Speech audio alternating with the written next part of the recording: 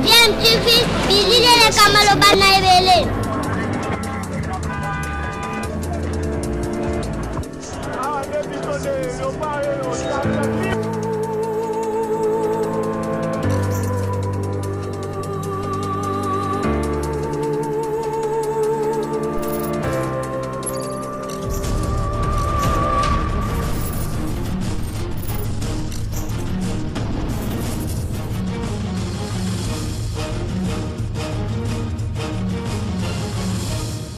tu veux toujours un enfant. Bonjour chers internautes, nous osons croire que vous êtes nombreux scotchés en train de nous suivre sur DMTV. Aujourd'hui nous venons auprès de vous pour une réflexion que nous voulons partager ensemble. Il s'agit d'un sujet concernant un peu l'apport des pasteurs auprès des dirigeants, notamment auprès des présidents de la République, parce que depuis l'époque du maréchal Mobutu, nous avons vu que ces derniers étaient très souvent proches de certains hommes d'église, et certaines églises se sont comportées toujours en soutien indéfectible à nos dirigeants, même si ces derniers étaient dictatures. Généralement, pendant la dictature, il n'y a jamais eu de dénonciation, mais peut-être après que certaines langues se délient, alors que à l'époque de la dictature, ces gens étaient plutôt bénéficiaires, en tout cas, des faveurs du régime. Mais après, fort du changement de régime, nous voyons certaines personnes qui ont bénéficié des avantages de l'ancien régime commencer à critiquer petit à petit. Alors, cette réflexion, nous la faisons par rapport au pasteur Albert Kankienza que nous avons eu à suivre dans les réseaux sociaux au cours d'une émission où il avait eu à déclarer ses regrets, en tout cas, d'être entré sur le terrain politique qu'il ne connaissait pas très bien, dont il n'avait vraiment pas d'expérience. Donc il regrettait parce qu'estimant que ce terrain était un terrain très dangereux et pour les hommes de Dieu, comme il l'a dit, et qu'il en avait payé les frais. Alors, il a déclaré même qu'il n'a pas pu faire ce qu'un homme de Dieu devait faire aux côtés de Joseph Kabila. Donc, c'est dire qu'à un certain moment, le pasteur Kankienza était proche de Joseph Kabila et regrette qu'il n'ait pas pu faire ce qu'un homme de Dieu devait faire aux côtés d'un président de la République. Je prends un peu en général. Malheureusement, son interlocuteur du jour, le journaliste qui lui posait la question, n'avait pas eu la présence d'esprit de lui demander, alors pasteur, éclairez-nous, quelle est cette chose que devait faire un pasteur aux côtés d'un chef de l'État, par exemple. Parce que cela, nous ne comprenons pas. Vous avez été longtemps à ses côtés. Si vous n'avez pas été capable de faire quelque chose à son côté et que vous ne l'avez pas fait pendant tout ce temps, vous avez plutôt bénéficié de ses faveurs. Alors, qu'avez-vous fait? On peut dire alors que être aux côtés d'un chef de l'État et par ricochet le soutenir vous a plus bénéficié qu'au peuple en général ou au peuple de Dieu aussi. Parce qu'en tant que pasteur, vous recevez des âmes, vous connaissez les difficultés de la population parce que dans les églises, vous accueillez tout le monde, vous accueillez pour la plupart des temps des personnes qui ont des problèmes très souvent des problèmes sociaux et lorsque vous avez la possibilité de rencontrer le premier des décideurs et que vous déclarez après que vous n'avez pas pu faire ce qu'un homme de Dieu devait faire aux côtés de Kabila. Alors qu'avez-vous fait? La question c'est ça. Que doit faire un homme de Dieu aux côtés du premier décideur de tous les Congolais? Un homme de Dieu peut-être doit savoir dire des choses qui ne plairont peut-être pas au chef, mais lui dire la vérité.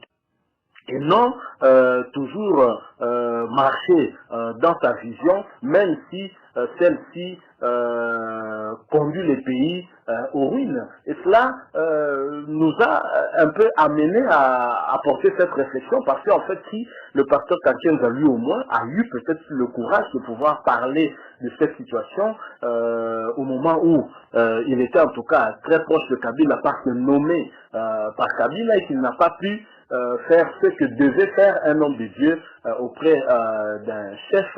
Et que dire d'autres pasteurs qui était également auprès de Kabila. Nous, je cite par exemple le pasteur Mukuna aujourd'hui, qui est le premier en première ligne pour combattre Joseph Kabila. Il raconte des choses extrêmement graves parfois à l'encontre de Joseph Kabila, alors que tout le monde sait que pendant le règne de Kabila, le pasteur Mukuna était parmi les hommes de Dieu les plus écoutés et les plus privilégiés par le couple présidentiel. Aujourd'hui, nous n'arrivons pas à comprendre pourquoi. Et d'ailleurs, le pasteur Mukuna avait toujours déclaré que toute autorité venant de Dieu, lui, devrait être derrière l'autorité établie. Selon lui, toute autorité venait de Dieu. Et maintenant, comme Kabila n'est plus et que c'est Félix, naturellement, il est aux côtés de Félix. Mais si toute autorité, réfléchissons, si toute autorité vient de Dieu, effectivement, comme l'a toujours dit le pasteur Mukuna, pourquoi alors, après que le président Kabila ait quitté la présidence de la République parce que la Constitution l'interdisait de pouvoir postuler, pourquoi, alors il l'a fait en respectant en tout cas la loi du pays, pourquoi alors le pasteur Mukuna nous vilipende aujourd'hui de tout le monde, et tout ce qu'il raconte nous pousse à penser que la gestion de Kabila a été tout à fait calamiteuse. C'est ce que dit le pasteur Mukuna, qu'il n'a jamais eu à dire pendant le règne de Kabila. Pourquoi le dire maintenant? Et que dire de ces propos dont il nous répétait toujours, et même dans son église, que toute autorité venait des dieux. Donc c'est de l'hypocrisie. C'est peut-être un changement pour pouvoir amadouer les opposants d'hier qui n'auront pas oublié tous les propos que vous teniez à l'époque, ainsi les rapprocher et pour pouvoir peut-être gagner encore un peu plus la confiance et continuer à être bénéficiaire, en tout cas des avantages auxquels vous étiez toujours bénéficiaire à l'époque de Joseph Kabila.